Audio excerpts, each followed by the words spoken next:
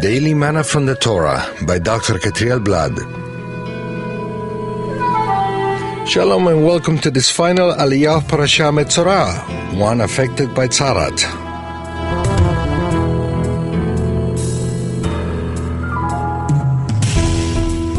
This seventh Aliyah is found in Leviticus chapter 15 from verses 29 through 33.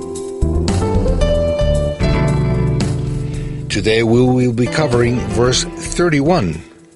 Thus you shall keep the people of Israel separate from their uncleanness, lest they die in their uncleanness by defiling my tabernacle that is in their midst. Are there different kinds of impurity? There are three kinds of impurity: moral, ritual, and physical.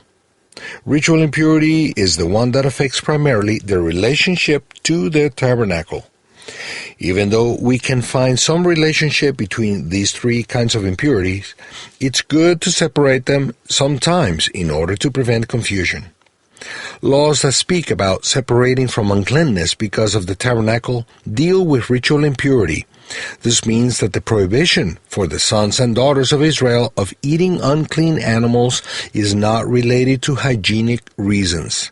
It's not because unclean flesh has harmful elements for health that the Eternal forbids it for His priestly nation. It may be that they are unhealthy, but that's not the reason for the prohibition.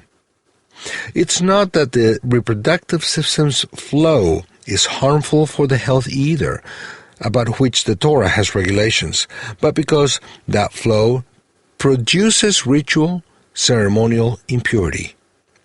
The sons and daughters of Israel had to separate from ritual impurity in order to prevent the danger of its presence in the tabernacle that was among them.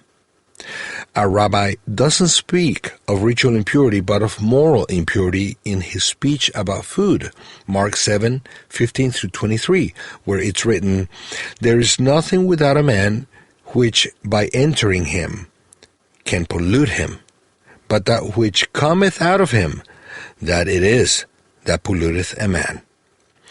Whoever hath ears to hear, let him hear."